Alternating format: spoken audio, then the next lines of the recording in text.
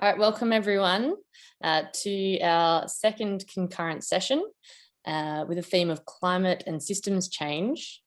So today we're joined by Anisa, Will and Jay, who will be running a workshop on resistance to injustice, direct action.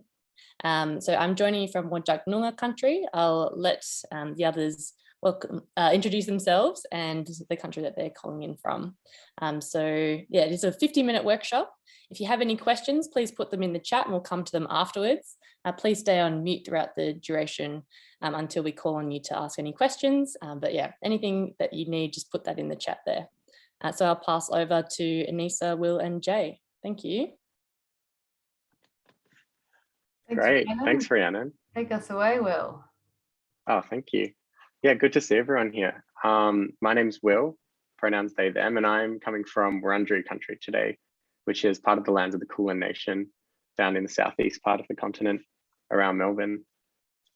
I'm co-presenting today with Anisa and Jay, so I might pass to them to introduce themselves. Yep, hey everyone, I'm Anisa, also on the country of, in so-called Melbourne on Wurundjeri Willem country. Jay? Yep, also on country of Wurundjeri Woiwurrung. Yeah. Do you want me to share the slides, Will? That would be great, actually. Thank you, Nise. No problemo.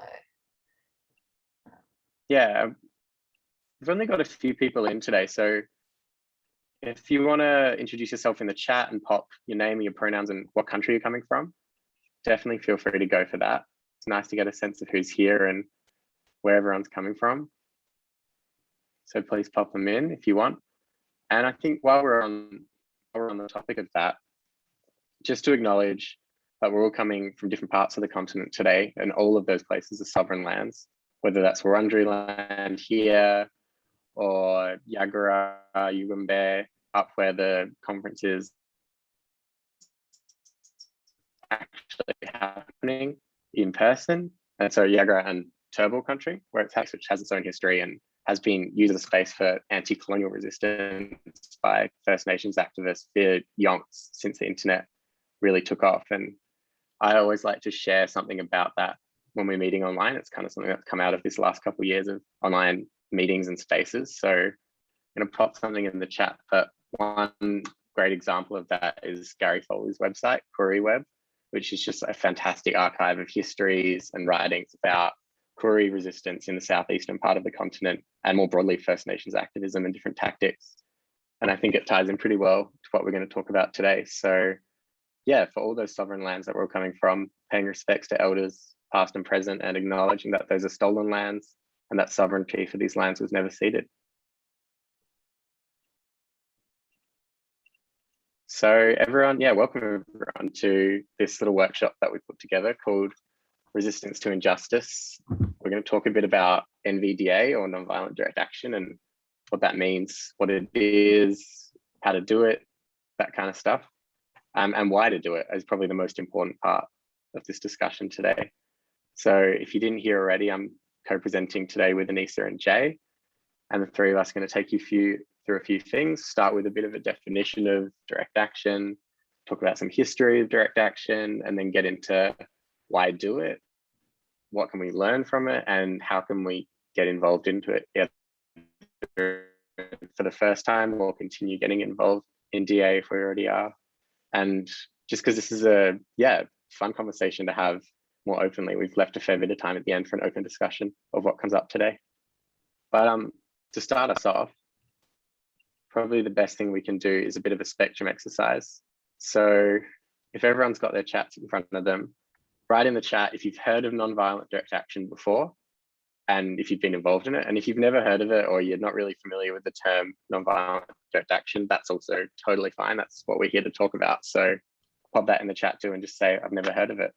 And we'll try to get a bit of a sense of where everyone sits on this spectrum.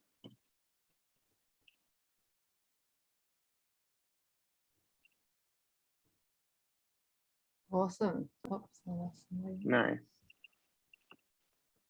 Yeah, cool. WA's had some good Nice. direct action in the last few years. Oh, that's great. Yeah, so cool. Some people not familiar with the term. So I guess for those that have heard of it before, what comes to mind? What comes, like, how would you define it, or what do you think of?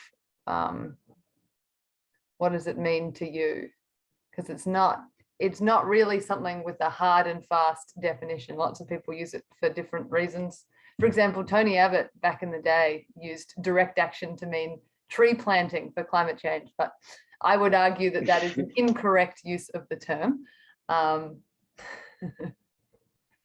Would you like people to come off mute and give answers, or put it in the chat? Or yeah, if people want to come off mute, then that's nice.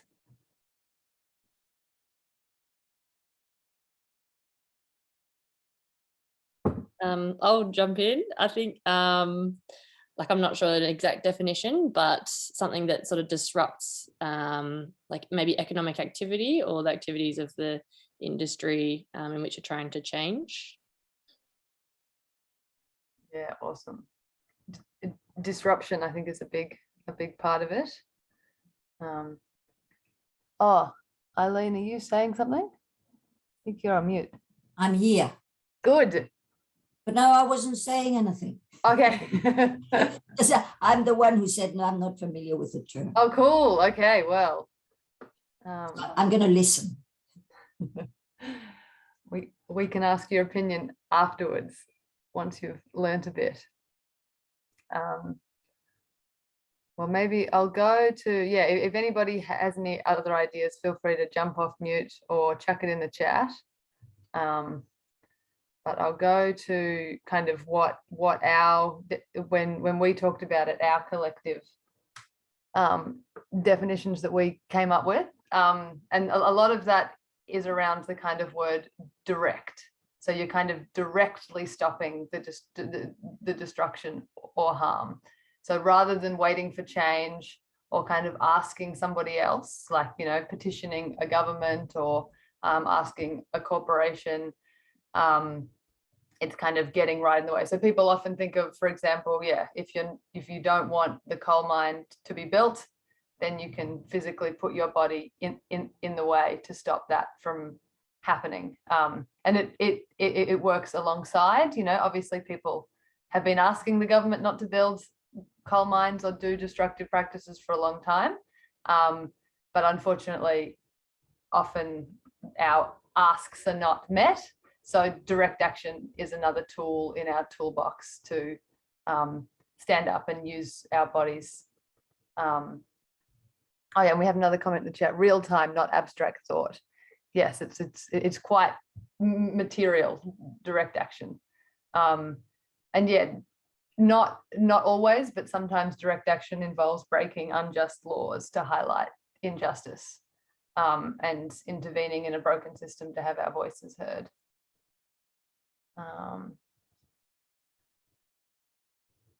Were you going to talk to this, Will? Yeah, I can do that. Should I jump in? Go for it.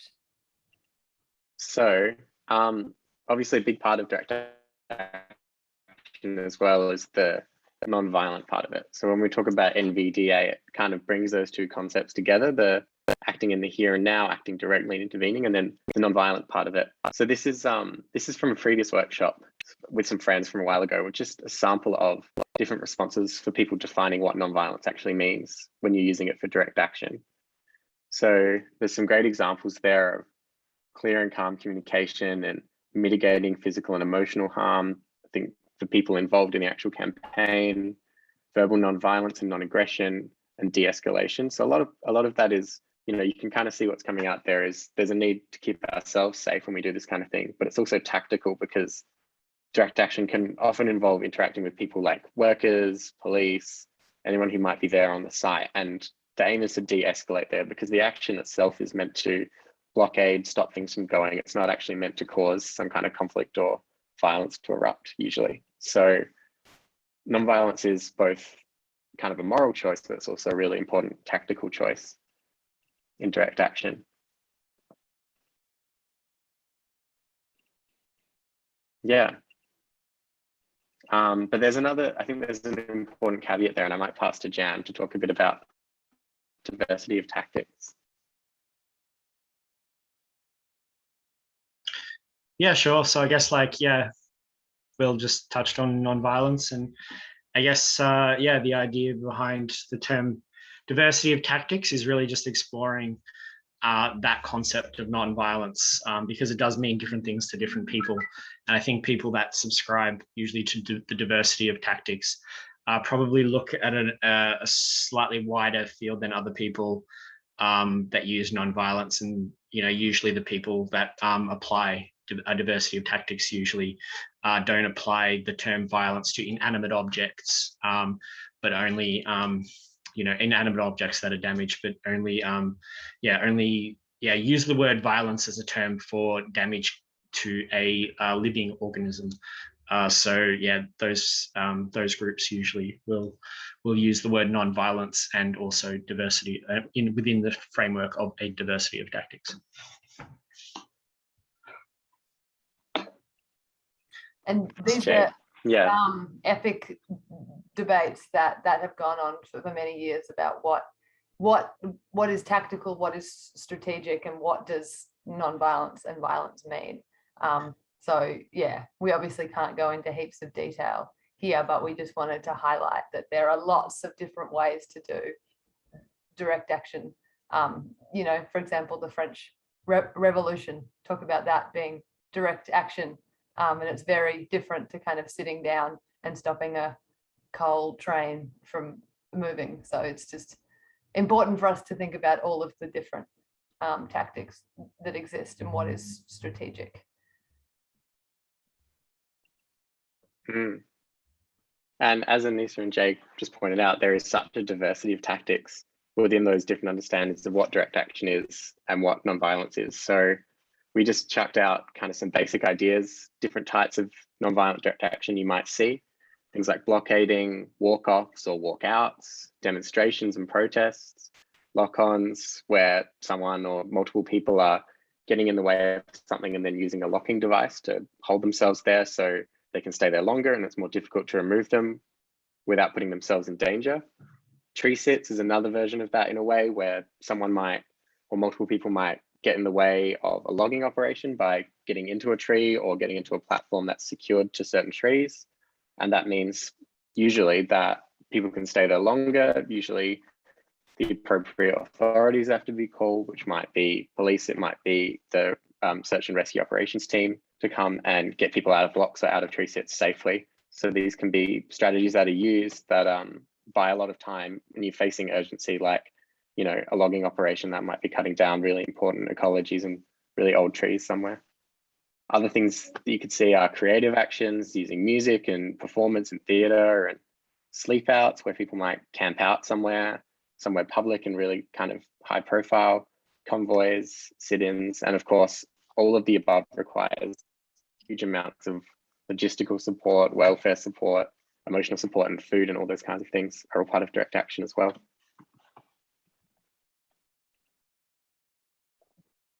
So to give a sense of some concrete stuff, we've put together a bit of a list of different versions of direct action we've seen in history, especially on this continent.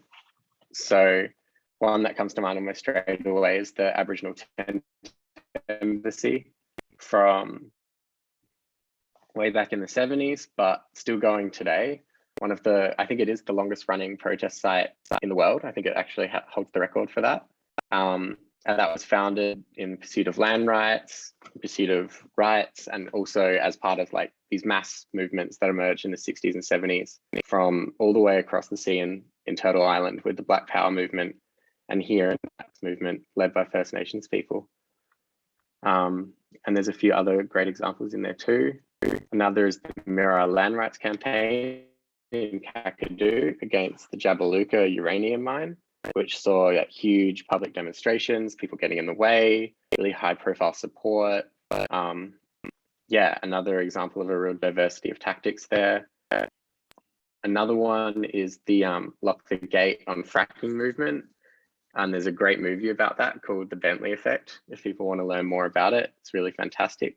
And it's not actually something I know heaps about, so I might pass to Anisa to describe.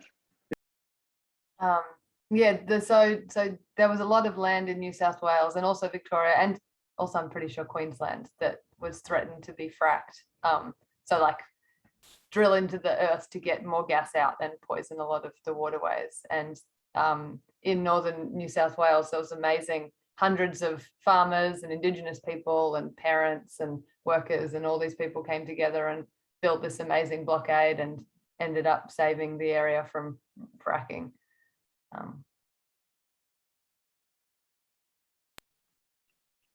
Yeah, and another great example from even further back is the freedom rides, which is something that I think often go under the radar when we talk about the history of political action in this country. But it was this amazing initiative led by university students and Aboriginal activist Charles Perkins. It started out in the late 60s, where basically a bunch of people got this bus together to tour regional New South Wales and expose and broadcast racism and discrimination that was happening all across the state. So there was a big kind of bringing people along so they could see firsthand the kind of racism that was happening, especially in regional New South Wales toward First Nations people, and then also to document that and share it with the rest of the nation. And this marked a huge turning point in the civil rights movement. It was just before kind of the whole tent embassy got started as well. And marked a huge turning point in terms of getting that public awareness out there. And the Franklin River Dam is another great example. Some people might have heard about this one or even remember it from back in the 70s. Oh, sorry, the early 80s. But yeah, this was a hugely iconic campaign to save the Franklin River from being dammed in Tassie. And I think there's another great documentary about that one that's well worth a watch. But yeah, the common thing that comes across in all those examples is that they were all actually mostly successful in achieving their goals, and to varying degrees still have succeeded in those goals. So we wanted to kick off that discussion of why direct action with these examples and a few others to say, well, firstly, direct action can be a really handy strategic tactic when other tactics aren't working or when they aren't fast enough. So I'll run through a quick few examples and I might pass to Jay after that. But one great example is the Wayfield Walk-Off, which was in the 60s when Gurindji elders walked off Wayfield Cattle Station to demand workers' rights. And this was a huge success. And it was only, I think 5 or so years ago that the 50th anniversary came by with these huge celebrations, because it was one of the first moments when the land rights campaigns and the union movement got together on this continent and kind of articulated their demands at the same time. We've got the Bentley blockade, which we just talked about as well, which was the Lock the Gate on fracking, and then the Fight for the Bite, which was another much more recent campaign beginning in the 2010s, where communities across all of southern and southeast Australia got together to fight against drilling in the Great Australian Bight. And this was a campaign that was supported by hundreds of high-profile communities and speakers, but especially led by First Nations activists who framed that resistance in a defense for country and doing the right thing by country so country can look after us as well. And there's a great video of some surfers paddling out as part of one of the more creative actions in that campaign, which was these huge paddle outs all across all the coastline around this area. And I think that was a turning point for a lot of people who were getting involved in activism for the first time. Like, I had friends and family members who went to these paddle outs and it was the first time they did any kind of direct action. So that was really inspiring to see. But I think there's a broader historical kind of side to this as well, which I might quickly pass to Jay to chat about.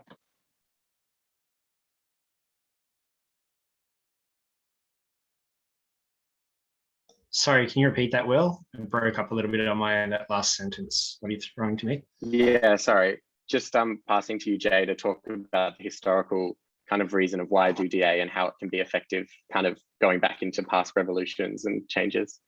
Yeah, so I guess definitely, Will brought up some good stuff. Also worth acknowledging that direct action is something that's happened in our recent history over the last few decades, but also over hundreds of years, potentially thousands of years. Like, history is like littered with lots of examples of oppressive governments, subjecting their people to horrible conditions, and the people coming together to stand up to directly I guess, like make change within their social society, I guess, structure. Those things have been sometimes non-violent, and they've sometimes been violent, but they've always been direct action at the very least, by literally coming together and making a change. And it's due to those people that have made the change that we're not ruled by across the world by monarchs and royalty, much like it was back in the day hundreds of years ago, where the royals were the law, like the French Revolution and stuff like that. We've got to thank for that. We've got revolutions in Russia to thank for that, even though those things might have not really gone the best that they could have, and there was some not great tactics involved there. We can at least say that history of direct action, of coming together to make change, has made all of our lives somewhat better. And so, something to remember, that the freedoms that we've won and that we take for granted have come at as a result of lots of people coming together to make direct change.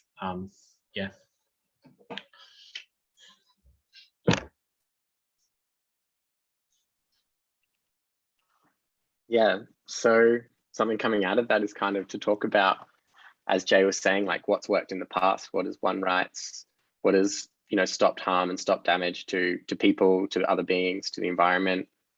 And I think even in the chat there's some great stuff coming up. Michelle, what you were saying about creative interventions and like social sculpture is such an important side to direct action. Like doing those creative style actions can get you such a big profile. And we even, like, when we threw in a few different ideas here, like creative tactics can be such an important part of getting media attention and getting attention to an issue that might be neglected otherwise. So I love that. But yeah, maybe if people have any other thoughts on this and they want to throw it out into the chat or have a talk about it with the mic off, like, what kind of strategies do you see in what we talked about, or in other examples of direct action in history that you think have worked really well? What kind of tactics get that kind of change happening or get people involved?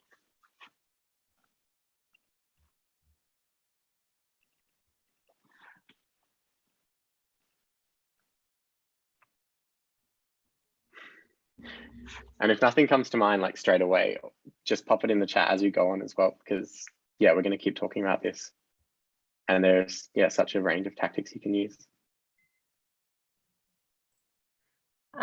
We have a participant that would like to add something here. Please.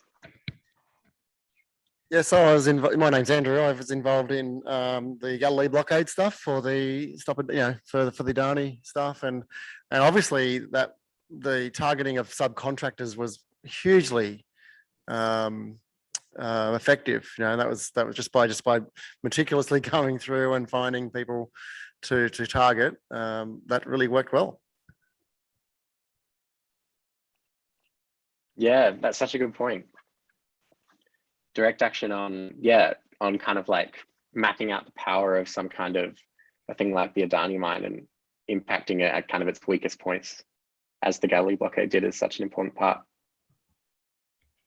And I think someone in the chat also said like tactics in our backyard, but I think, have we got another one from QUT?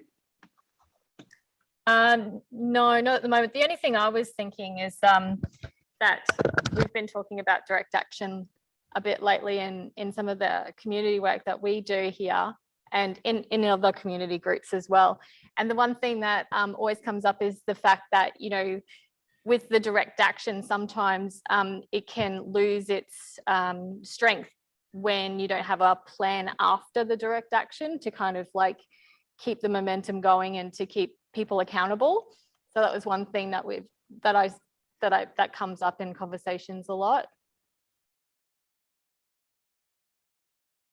Definitely, like any part of our strategy and tactics, it's we want to use it to build and gain momentum but yeah, like a lot of action, people can get tired or people can get lost, and yeah, so having big long-term strategies and working with different groups and understanding, you know, when's the time for the big mobilization and then when's the time for rest, and yeah, is really important, I think, because a big part, I mean, like, yeah, some of the examples people are putting in the chat are really great about, yeah, general strikes, but then even, you know, building the new economy, if you're doing it in a way where you're not asking the government or the corporations, you're just saying, this is the world I want to see and I'm doing it right now, then, you know, I would argue that all of that is direct action. It's where directly creating the world that we want to see. So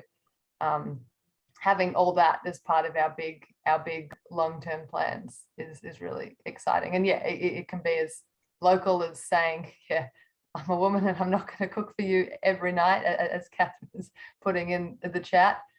Yeah, to the NBA, the basketball in the US, they do some really cool stuff using their power and their platform. These are all some great examples. Yeah, these are wonderful. I think if you jump out of the slideshow and jump back in, we can see them all on the notes now as well, Nise. I think it just has to go in and out to update. Oh, yeah, very nice. yeah, I'm loving all the stuff in the chat. This is great. Greenpeace, yeah, such a good one. Growing food, yeah, that's something I'm really passionate about, Catherine, like getting people skilled up in growing food, either in their own gardens or in community gardens, and getting people kind of educated on what food is good to grow and getting them to grow what they want to eat. That's definitely direct action. It's especially if you throw in a bit of, oh, you go, Eileen. It's Eileen here. I'm just thinking Greenpeace used to do a lot of direct action, but I haven't heard them do anything recently. I'm just wondering why. Do any of you know? Have they changed their tactics, or it just dawned on me? Jay, do you have anything to say on that? Any ideas? No ideas. Do you? No. Okay, well, yeah, I mean, I think, unfortunately, yeah, sometimes what happens with bigger organizations that start out with the grassroots and the kind of, yeah, they start out just community members taking action, and Greenpeace was doing some amazing stuff. Yeah. But unfortunately, as some organizations get bigger, they have a bigger bureaucracy, they have a bigger budget, they have paid staff, they're subject to the government's, like the government has been cracking down on any organization with charity status, trying, like, saying you can't do anything illegal or we'll take your charity status away. So I think Greenpeace is kind of part of a bigger movement of larger organizations that, yeah, are moving away from their roots for a whole bunch of different reasons, which is really sad, because I think Greenpeace did some very effective direct actions. Yeah. They've probably gone more into lobbying the governments or something. No, I haven't heard much from them. Yeah, I suppose, is Get Up a direct action or not quite, do you think, the Get Up movement? Well, a lot of what Get Up does is they mobilize people, but it's often, if it's kind of a petition or something, or it's asking the government, then usually we put that, but yeah, the kind of lobbying versus, but I'm not aware of everything that Get Up's doing, so maybe. Thank you. Right. Good questions. Maybe I'm aware that time flies so much, and we also wanted to have some time for open discussion. So maybe do you want me to take us through the next couple of slides, Will, or do you want to? Yeah, no, that sounds great. Go for it, Nick. So yeah, we just kind of wanted to, I guess this is feeding into what somebody was saying about the longer term aspect of it all. And yeah, what are the skills, and what does direct action influence, and what comes afterwards? And Will, do you want to say anything before I go into consent and consensus? No, I think that's great. Let's do it. Because part of creating the world that we want to see, which, you know, what direct action is, it's kind of important that we're doing direct action in a way that accords with our values. So often people talk a lot about consent and consensus, and especially when things are high risk, if we're doing the kind of, you know, if people decide to stop coal trains, or, you know, hang off bridges or climb up trees, do all those sorts of things of direct action, then making sure that people are consenting to what they're doing, or understanding that the risks involved, and making decisions together is really, really important. Because unfortunately, yeah, people can come out like, it can be quite intense stuff, and we want to, like, direct action is done best when it builds a community and builds trust and builds our skills of living and working together, rather than, yeah, people burning out and getting tired and getting into conflicts, which always seems to happen, unfortunately. So yeah, we just thought, kind of in our research around direct action, it's important to just understand that, yeah, we need to talk about consent that is free, prior and informed, and that consensus, which is basically just consent as a group decision making.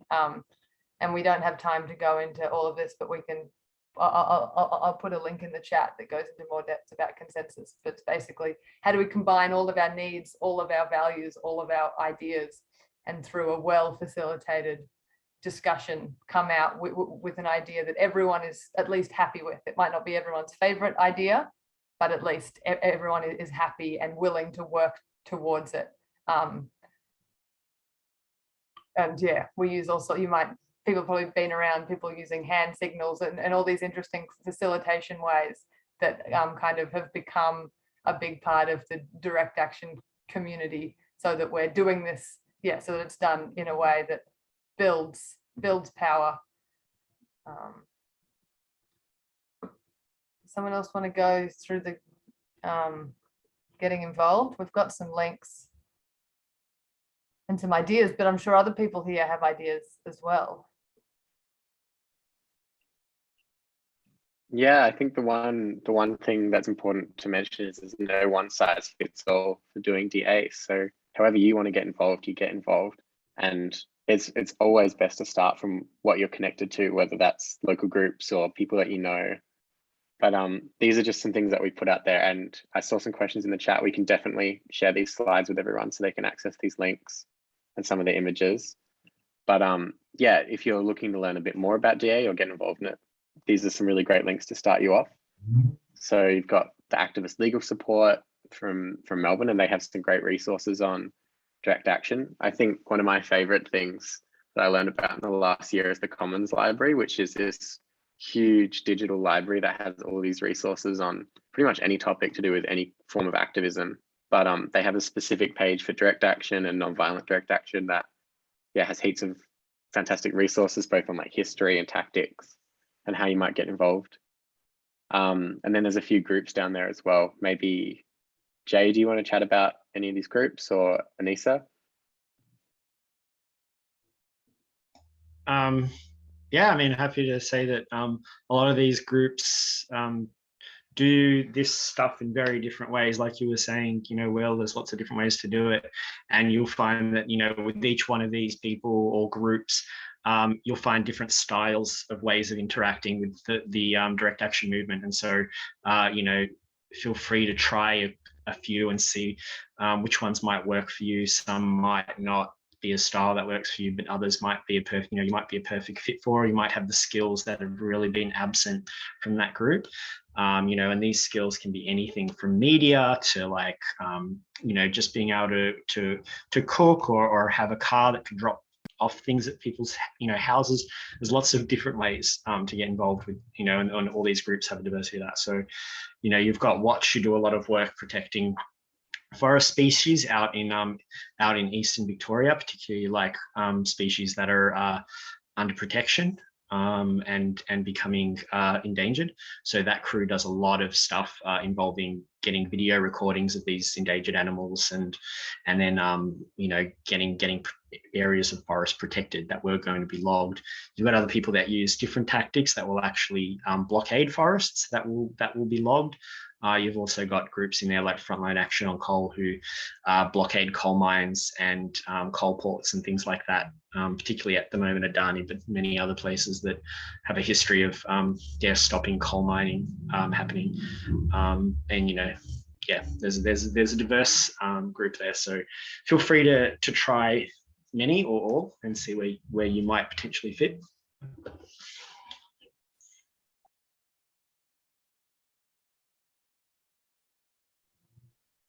Well, maybe, yeah, so maybe we can open this up to general discussion. We've given you a lot of information, and yeah, we've just put the link to the slides in the chat so that you can go on and read over or grab any of those links, or I guess even add any in so other people looking at it, because obviously our knowledge and research is focused further south, most of it, and we're all in different places, so it's good to share the knowledge. But we've still got about 10 minutes, and we really, yeah, wanted to see if people have any questions, or there are probably people in this room who have knowledge about the direct action that they might want to share. So, I do have a question. yes.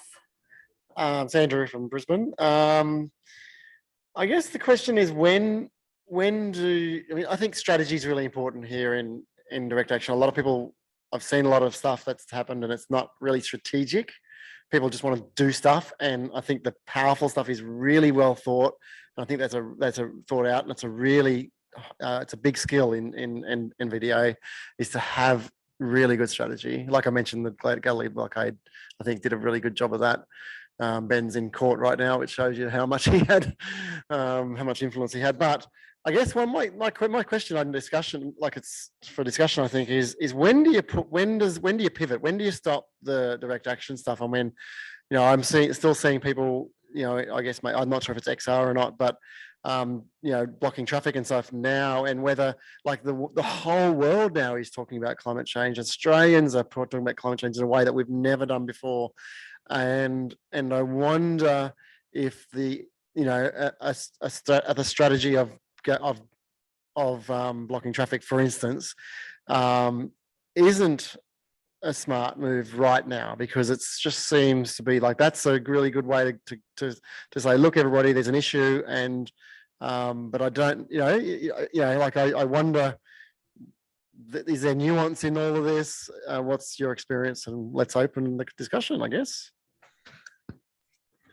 I'm happy to be a part of that discussion and talk about that. Go, Jay, what are your thoughts?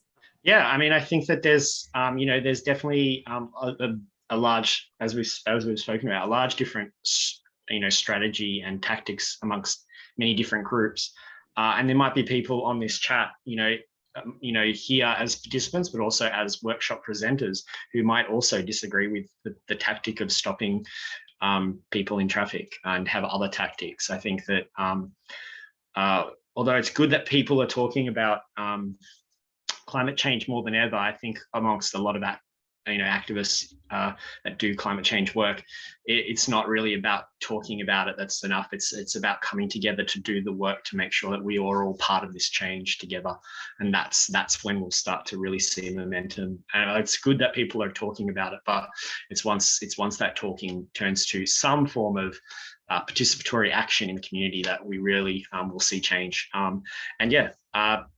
You know, stopping traffic may or may not be a good tactic on that. Yet to be seen, the final result on that. But yeah, like I said, there's potential that people here presenting this workshop might not 100% agree with that tactic could be 100% beneficial and could turn off a lot more people than turn on, you know, potentially. And I think, can I respond to that? Or? Go, Scotty. Yeah, g'day. I'm Scotty. So, yeah, I've been doing direct action stuff for yonks. I'm just out walking the dogs. So sorry if you're getting seasick from watching this. Yeah, look, I think solidarity is really important in a movement sort of sense. If people are blocking traffic and you don't like it, go and do something else, but support them because they're out there doing something that's along the same lines as you, you know, and they should support you. And if we can all manage to put support to each other's tactics, whether or not we agree with them, will become a movement rather than a bunch of splinter groups arguing with each other. That's all.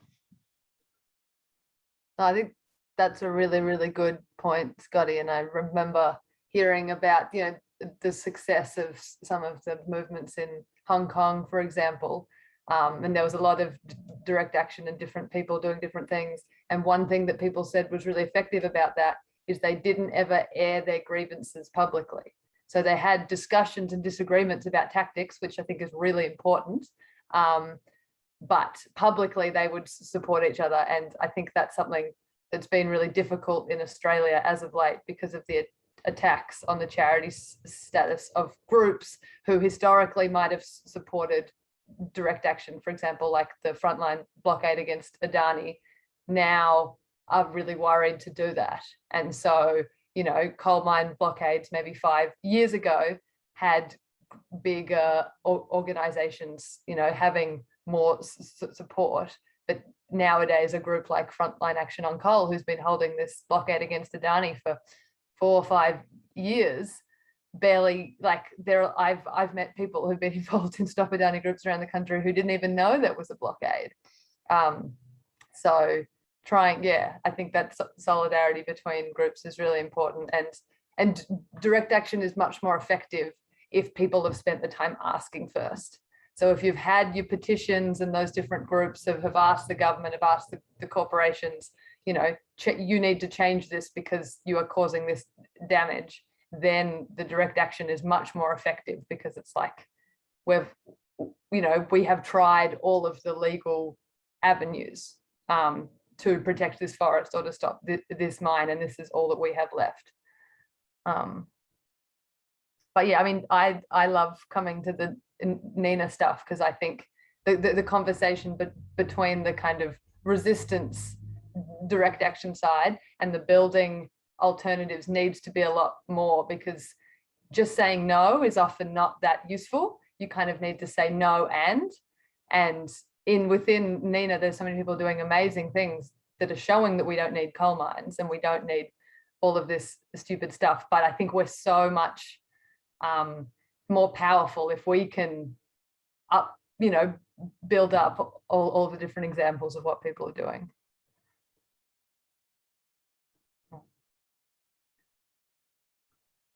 Does anyone else have any comments or any questions?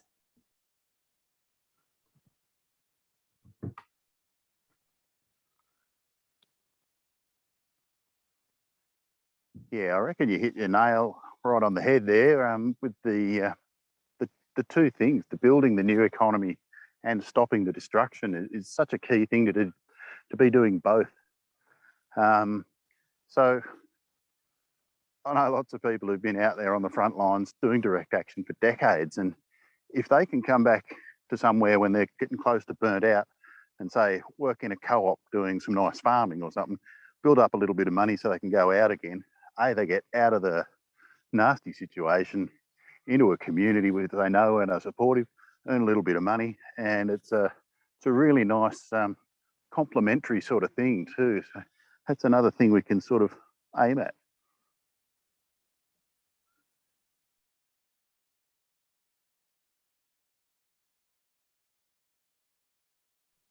Yeah, I completely agree, Scotty. That's how I feel sort of existing in these two spaces. I think, yeah, you need this hope to sort of like fill you up and keep you going, and seeing all the good things that people are doing to build the new as well as to resist the old is, yeah, it's super important. So yeah, two really, really important spaces. We've only got sort of a couple minutes. There was a question, I'm not sure if you saw in the chat from, where is it? I think it was Eileen asking about when it's successful. Oh, whereabouts is it? I've lost the question now, so sorry. Oh, Catherine, is that you? There you go. I don't think it was me, but I had scribbled that down on my piece of paper, but one of you answered that question. So it wasn't me. No, thanks, Eileen. I think, Catherine, maybe you were saying something, but you were on mute. The good old Zoom. Unmute. Yeah, I was just trying to pull those threads together, really. The whole thing of resisting the old and building the new. How do we gauge how successful we've been? It's a rhetorical question. I don't expect immediate answers. And I think, how do we actually build into our direct action the best ways to respond to these different approaches? So, it's been very clear in this great discussion is that, there's not one way. There's all these multiple ways, and that's all to do with timing. And strategy is dependent upon timing and the process of what's happening. Can we develop some kind of ways, metrics, or I don't know how to do it, but ways of saying, okay, look, this was successful here. Maybe this is going to be good for this situation, but not that one.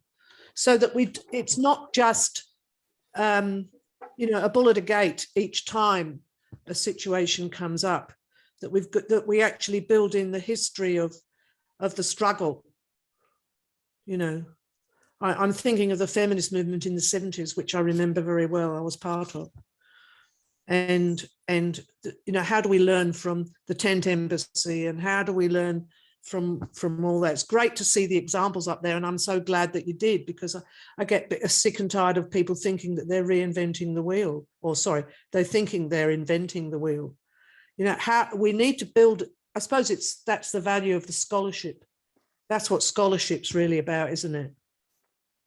And we need to build that into the way we're operating. Catherine, yeah, I'm just looking at, Will mentioned, I'm looking at this Commons library, which I didn't know about, and I wonder if that would be a good spot to start. You're almost saying, Catherine, how do we evaluate the success of these activities to learn from them and then improve the next action? And I'm wondering if I don't know enough about the Commons Social Change Library, but that could be an intriguing. It's fantastic. I do from various things, workshops and programs that I've run. And I think that's a great place to look. I haven't looked there, so I think that's a great place to start. Quite interesting. I'll follow that up. Yep. Thank you, Eileen. I just chucked some things in the chat. Jay, did you have something to add? And then we might have to wrap up to give everyone a break before the next one. I just want to, definitely had something to add. I thought it was a good question by Catherine, and how do we measure this success and all that? And I think, measuring the success of particularly climate change issues and, in the environmental issues, for me, the metric would be our emissions, and whether they're going down dramatically enough to make a difference, or whether they're going up. And at the moment, they're going up. So my analysis on that metric is, so far, the direct action movement as a whole, and all movements as a whole to do this, have not been sufficient to date to tackle this issue. There was, the feminist movement that you brought up that is still going through to this day. And that's a really important movement, and we need to keep working on the feminist movement, all of us. It's affecting people negatively. But one thing we don't have is the hundreds of years that the feminist movement has been fighting. We don't have that in the climate movement, unfortunately. We've got to work far faster.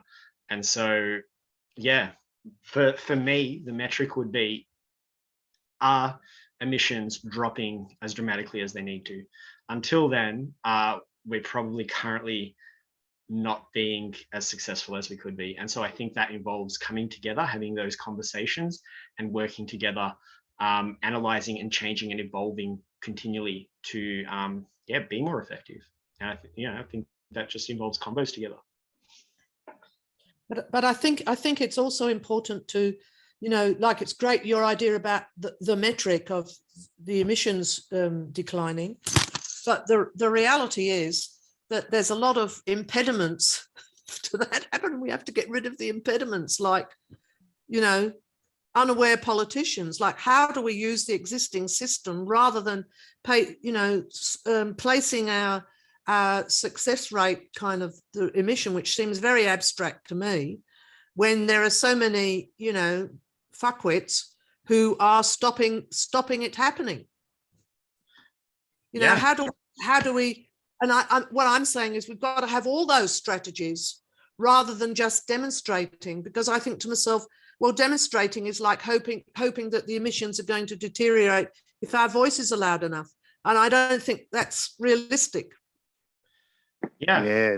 I think a lot of us agree. And I think a lot of us don't consider direct action to simply be, you know, protesting. It's far more, there are far more diverse things than that. And it involves directly, you know, making some change, you know, in the world. And yeah, waiting for it to happen and just going to protest and waiting for it to happen. I think a lot of people that do direct action don't think that there's much hope in that, and don't rest, No. aren't edging out. Yeah, but I'm aware of that. But you know, what I'm wanting to see quickly is the development of citizen assemblies in local areas, people's assemblies in local areas, so that the politicians actually have to listen to you as a group, rather than a few individuals going in trying to chip away at local members, etc. We need to have citizens' assemblies. Oh, Catherine, or as well, there's also what Scotty's been putting in the chat, which is learn from movements like Rojava in the Middle East, where they completely changed how governments were run and have created this much more democratic. I mean, yeah, I'd be closer to citizens' assemblies. Like, I think if we're stuck in the idea that our political system needs to be like it is today, then we're not going to get very far. We can look at, you know, that there are so we ignore it. So we tend to ignore it and put our energy into demonstrating, which is marvelous. You've got to have all of it. That's what I'm saying. Oh, and we can be organised to have all of it. Yeah, plurality is key. Thank you so much. Love the robust discussion. We do have to wrap up. We do have, I think, the people on both online and in person have afternoon tea now. But yeah, were there any closing things that you wanted to say, presenters? Otherwise, we'll make sure that everyone gives you a big round of applause before we head off. I think one thing to add, Will, do you want to go? And then I'll talk about our workshop tomorrow, but you say something. Yeah, great. I was just going to say how great it was to have this conversation. I think that addresses so much of what just came up then. Like, we need to create spaces for these discussions. So it's really great to see that happening. Yeah, no, thanks to the NENA organisers for giving us the space. Yes. And some of us are running a workshop tomorrow about greenwashing. So I guess this is a further of the conversation. I think something that Resistance to Injustice can bring in, because unfortunately, if we're not constantly thinking about what we're up against, they can easily co-opt what we're doing. So it's a conversation about greenwashing and how to do, and I think it's 2:10 p.m. tomorrow afternoon. But yeah, Jay, do you have any closing statements, or we should probably let everyone go to afternoon tea? Yeah. Just reach out, go chat to all of these people. Continue this chat with people you know, and also people in the direct action movement.